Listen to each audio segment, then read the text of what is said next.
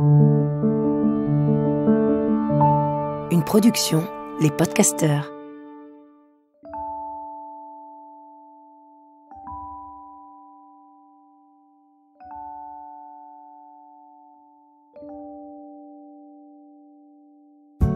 Bonjour, je suis Marie-Robert.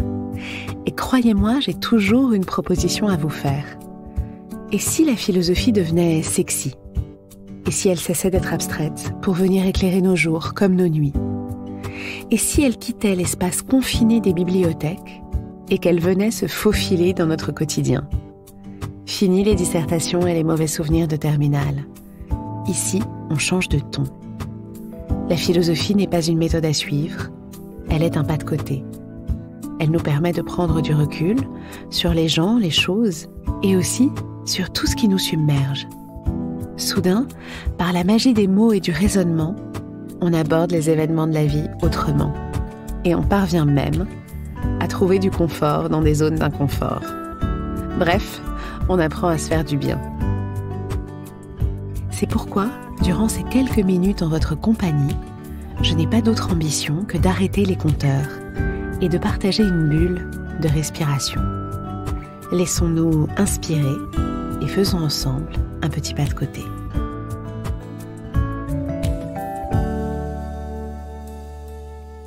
Il y a quelques semaines, je vous proposais une nouvelle série sur le thème de l'éducation.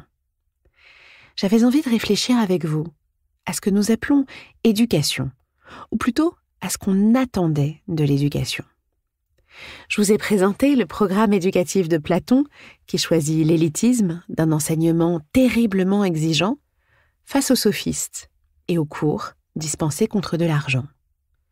Nous avons aussi cheminé à travers la maïeutique de Socrate et l'idée qu'il n'y a rien à transmettre, mais plutôt qu'on aide l'autre à accoucher de ses idées. Alors bien sûr, ce parcours n'a pas pour but de vous vanter un système plutôt qu'un autre, mais au contraire, de vous soumettre des pistes pour que vous trouviez votre vision.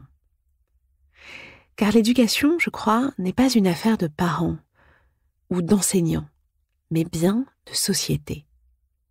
L'éducation n'est rien d'autre que notre horizon. Continuons la promenade. Aujourd'hui, changement de décor. C'est Jean-Jacques Rousseau, notre précepteur. Paru en 1762, condamné par le Parlement et la Sorbonne, son traité « Émile ou de l'éducation » offre, je cite, « les rêveries d'un visionnaire sur l'éducation ». Dans ce curieux texte, Rousseau imagine un élève imaginaire, du nom d'Émile, qui l'accompagne du berceau jusqu'au mariage. Un lien irréductible se noue entre le garçon, orphelin et de bonnes conditions, et son protecteur, mentor omniprésent. Rousseau écrit même qu'il est le vrai père d'Émile. Alors évidemment, l'affaire fait plutôt sourire quand on sait que le philosophe a placé 5 de ses vrais enfants à l'institution parisienne des enfants trouvés. Mais il va falloir s'y faire, c'est un homme ayant abandonné sa propre progéniture qui a le plus profondément bouleversé notre vision de l'enfance. Car l'Émile, c'est d'abord un cri du cœur, une vibrante injonction catégorique. Pour Rousseau, il convient impérativement de considérer l'homme dans l'homme et l'enfant dans l'enfant. Rousseau rompt avec un schéma traditionnel. Avant lui, l'enfant était envisagé comme un petit homme. Justement, comme un être transitoire qu'il fallait former pour qu'il soit apte à rejoindre le monde adulte. Or, à raisonner ainsi, dit-il, on ne connaît point l'enfance. On la réduit à une terra incognita. L'ambition rousseauiste est de s'intéresser à l'enfant en tant que tel, en scrutant les manières de voir, de penser, de sentir qui lui sont propres. Une telle étude se complète d'un geste radical qui aujourd'hui nous paraît plus accessible, mais qui à l'époque était une révolution. Le modèle préconisé par Rousseau est celui de ce qu'il appelle une éducation négative. Alors attention, je m'explique. Celle-ci consiste non point à enseigner la vertu ni la vérité, mais à garantir le cœur du vice et l'esprit de l'erreur. L'éducation est négative en ce sens qu'elle retranche, elle soustrait l'enfant à tout ce qui pourrait le pervertir. Et à votre avis, qu'est-ce qui peut pervertir un enfant ? Eh bien, selon Rousseau, ce sont les enseignements humains, trop humains de la morale et de la science, et plus largement, l'influence de la vie sociale, jugée pernicieuse. Alors pour Rousseau, l'éducation positive, celle qui fait fi des spécificités de l'enfant, en l'assommant de savoir et en l'intégrant trop tôt dans la société, est la pire, la plus mauvaise. Vous avez donc bien saisi que l'expression « éducation positive », employée par Rousseau, est à l'inverse de la façon dont on l'emploie aujourd'hui. L'éducation négative est celle sans entrave, en dehors de la société. L'éducation positive est celle qui contraint et qui force l'enfant à être au cœur de la société. Nous sommes donc très loin du programme proposé par Platon. Et afin de ne pas entraver le développement de l'enfant, il faut faire sécession. Et pour Rousseau, l'idée est de ne suivre qu'une seule voie, celle tracée par la nature, boussole opposée à la civilisation, qui, elle, égare et corrompt. Émile sera donc envoyé à la campagne, loin de ces villes qui sont le gouffre de l'espèce humaine.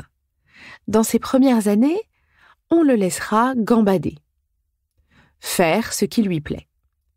Les instincts, explique Rousseau, ne doivent pas être bridés, et la première école sera celle des sens qui font découvrir le monde. Je cite, « Nos premiers maîtres en philosophie sont nos pieds, nos mains, nos yeux. Ces organes sont les premiers instruments de notre intelligence. » Écrit Rousseau, qui, on le voit bien, est héritier de la tradition empiriste. Pour lui, je sens, donc je pense. Pour affiner ses perceptions, il est notamment recommandé de proposer à l'enfant des jeux de nuit, c'est-à-dire d'évoluer dans la pénombre, avec les craintes et les tremblements que cela génère, car cela permet d'éduquer l'ouïe et le toucher. Et dans toutes ces activités, l'enfant est chaperonné par ce qu'on appelle un gouverneur. C'est le terme que Rousseau préfère à celui de précepteur. Pourquoi ? Parce que le précepteur instruit, c'est-à-dire qu'il donne des leçons, éventuellement des ordres, tandis que le gouverneur, lui, conduit. Il propose, en lieu et place des préceptes, à réciter par cœur, des exercices à vivre. C'est totalement différent. Le réel est mis en scène afin de stimuler la curiosité de l'enfant. Et ici, c'est l'expérience concrète qui va familiariser avec des notions abstraites. Par exemple, prenons le cas de l'évaluation des distances. Eh bien, celle-ci passe par des défis amusants et très concrets.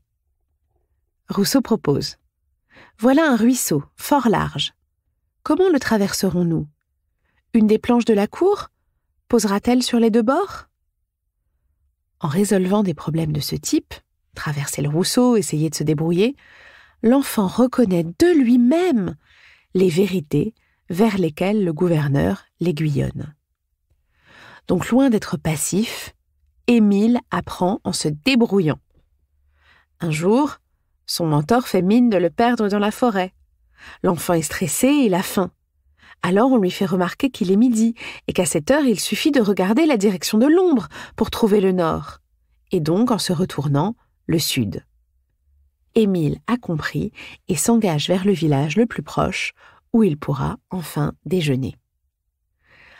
Voilà toute une leçon de cosmologie et de géographie, juste pour le plaisir de manger un casse-croûte. Dans cette fameuse éducation selon la nature, on peut se poser une question. Où sont les livres ? Alors au début, nulle part. Sur le sujet, Rousseau a la sévérité d'un maître. Il déclare la lecture est le fléau de l'enfance. Et ajoute « Je hais les livres ». Conséquence, à 12 ans, Émile ignore à quoi cela peut ressembler. La rupture est profonde avec le modèle humaniste de l'éducation, dont Erasme avait fixé le canon. Pour le penseur de la Renaissance, il était impensable qu'un enfant ne soit pas initié aux belles lettres, encore moins aux lettres classiques, latines et grecques. Alors certes, Émile lira, mais il lira très tard. D'ailleurs, il commencera non pas par des manuels, mais par Robinson Crusoe, le plus heureux des traités d'éducation. Un homme isolé qui organise sa propre survie dans la nature, c'est évidemment tout sauf un hasard.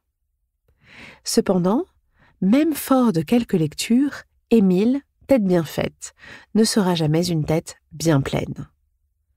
À 15 ans, il ne sait même pas le nom de l'histoire, ni ce qu'est métaphysique et morale.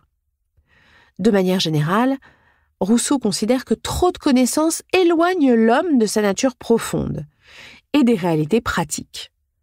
Trop de connaissances font de l'homme un pédant, faussement supérieur et coupé du monde, incapable, même s'il a étudié en théorie des techniques, de manier efficacement une serpe ou un marteau. À l'inverse, Émile se destine, lui, à l'artisanat. En définitive, Rousseau veut former son protégé au seul métier de vivre, dans une perspective d'autosuffisance, voire même, on peut se poser la question, d'égoïsme foncier. Émile se considère sans égard aux autres et trouve bon que les autres ne pensent point à lui. On le voit bien, ici l'éducation n'a pour objectif ni la transmission, ni l'intégration, impliquant la conscience de ses engagements envers autrui, envers la société. La visée personnelle de l'Émile est l'autonomie. Et la mission éducative cessera lorsqu'Émile saura se donner sa propre loi, autonomie. Auto, soi-même, nomos, les lois. En somme, l'éducation est terminée quand Émile n'aura plus besoin d'autre guide que lui-même. Alors, le gouverneur peut se retirer la satisfaction du devoir accompli. Drôle d'affaire, n'est-ce pas ? Vous le pressentez sans doute, l'Émile de Rousseau laisse souvent perplexe. Mais c'est un texte passionnant qui a inspiré de très nombreux pédagogues du XXe siècle, notamment Maria Montessori, auquel nous consacrerons le dernier épisode de la série. Cependant, même si la pensée de Rousseau est une révolution qui fera beaucoup parler dans le monde de la philosophie et de la pédagogie, ses conclusions, parfois étonnantes, sont loin d'être la norme au XVIIIe siècle. À l'extrême opposé de sa pédagogie, on trouve les remarques d'Emmanuel Kant, qui, lui, va s'éloigner radicalement de l'utopie rousseauiste. Pour mieux comprendre son point de vue, partons à nouveau de la vision de Rousseau et des objections qu'on peut franchement lui opposer facilement. La première brûle les lèvres, et je suis certaine que bon nombre d'entre vous l'ont déjà en tête. N'avons-nous pas affaire à un modèle bien trop permissif qui semble sacrer l'enfant roi? Comment intégrer la société avec ses normes, ses règles, ses contraintes, si comme Émile, on a toujours vécu librement au gré de ses plaisirs et de ses intuitions? L'importance de l'ordre et de la rigueur dans l'éducation a été soulignée par le philosophe allemand, par ailleurs fervent admirateur de Rousseau, qu'est Emmanuel Kant. Ayant lui-même été précepteur, il va prendre des distances avec celui qu'il appelait le Newton du monde moral, en insistant sur le volet indispensable de l'éducation, qui est la discipline. Pour Kant, la discipline permet de transformer l'animalité en humanité. Elle réprime la part sauvage et les élans débridés de l'enfant, en lui faisant sentir la contrainte des lois, l'existence de bornes à respecter. Kant ajoute qu'une telle résistance doit intervenir de très bonne heure dans l'éducation. En envoyant les enfants à l'école, on les habitue, je cite, à demeurer tranquillement assis et à observer ponctuellement ce qu'on leur ordonne. Kant juge que l'homme est un animal qui a besoin d'un maître. Et si l'éducation a pour but l'autonomie, chez Rousseau, celle-ci ne se conquiert qu'en se soumettant dans un premier temps à une autorité stricte et à des règles qui soient ni contestables ni contestées. La deuxième objection concerne la reproduction de ce modèle. Comment appliquer l'éducation si singulière d'Émile à des milliers d'enfants ? Cette fois-ci, ce n'est pas Kant, mais un autre philosophe des Lumières qui s'intéresse à ce point. Il s'agit de Condorcet. Mathématicien, membre de la Convention lors de la Révolution, Condorcet rédige en 1791 ses 5 mémoires sur l'instruction publique. Croyant, contrairement à Rousseau, au progrès et aux bienfaits de la civilisation, il soutient que l'instruction publique est un devoir à l'égard des citoyens. Et pour que ces derniers soient égaux dans les faits, il est indispensable de leur donner accès au savoir élémentaire, ainsi qu'à la connaissance de leurs droits civiques. C'est là un socle commun, objectif et laïque, distinct du registre des opinions subjectives et des opinions religieuses. Mais Condorcet aborde aussi la question de la formation des enfants. En fait, il imagine un système où dans chaque village, une école publique gratuite sera implantée. Tout cela prend la forme d'un cursus de 4 ans qui sera proposé aux garçons et aux filles âgés entre 9 ans et 13 ans. Car là, il y a une critique tacite et néanmoins frontale de Rousseau. Il faut, dit Condorcet, hâter la marche de l'instruction. Fini les ruisseaux et les balades dans les bois. Dès l'entame, un maître apprend aux enfants à lire et à écrire en même temps. Il leur présente le système de numérotation décimale. On passe ensuite aux connaissances fondamentales et les 4 opérations de base sont étudiées en 2e année. À la fin du parcours, l'enseignant chez Condorcet délivre une déclaration des droits abrégée ainsi qu'un petit code de morale et un exposé sur l'organisation des sociétés et de la nature des pouvoirs. Pendant ce temps-là, rappelez-vous qu'Émile n'a toujours pas ouvert un livre et qu'il est maintenu totalement à l'écart de la cité. Dans sa volonté de rendre la raison populaire, de faire de la classe le lieu et le levier de la citoyenneté éclairée, Condorcet va théoriser la future école républicaine mise en place par la suite par Jules Ferry. Alors à nouveau, comme dans notre premier épisode, qui opposait Platon aux sophistes, ici, plusieurs modèles s'opposent. Des modèles radicalement différents, avec des ingrédients contraires. Pour Rousseau, les piliers de l'éducation. Pour Rousseau, les piliers de l'éducation sont la liberté, l'essence, l'autonomie. Pour Kant, c'est la discipline. Et pour Condorcet, l'égalité, la laïcité et la citoyenneté. Je dois vous avouer que l'actualité de ces questionnements me bouleverse. Mon ambition n'est pas de trancher, mais bien de vous soumettre ces questionnements pour que vous puissiez à votre tour définir votre vision de l'éducation. Car rien n'est plus urgent que de saisir dans quelles conditions on bâtit l'avenir. Avant de vous laisser, comme toujours, un dernier texte de Daniel Pénac, extrait de son livre « Comme un roman ». Ce qui me frappe, moi, c'est le nombre d'heures passées en moyenne par un gosse devant la télé, par comparaison aux heures de français à l'école. J'ai lu des statistiques là-dessus. Ah ouais, ça doit être phénoménal. 1 pour 6 ou 7, sans compter les heures passées au cinéma. Un enfant, je ne parle pas d'une autre, passe en moyenne minimum, 2 heures par jour devant un poste de télé, et 8 à 10 heures pendant le week-end. Soit un total de 36 heures, pour 5 heures de français hebdomadaire. Évidemment, l'école ne fait pas le poids. Alors, faut-il mettre des télés en classe ou sécher les cours? J'espère que cet épisode vous a plu et vous a donné envie d'échanger, de débattre, de confronter, d'éduquer.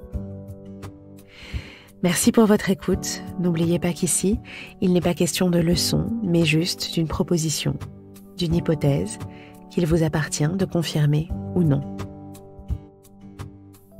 On se retrouve dans 15 jours. En attendant, n'oubliez pas de lire, d'oser et de vous rappeler qu'il n'y a rien de plus sexy que la philosophie.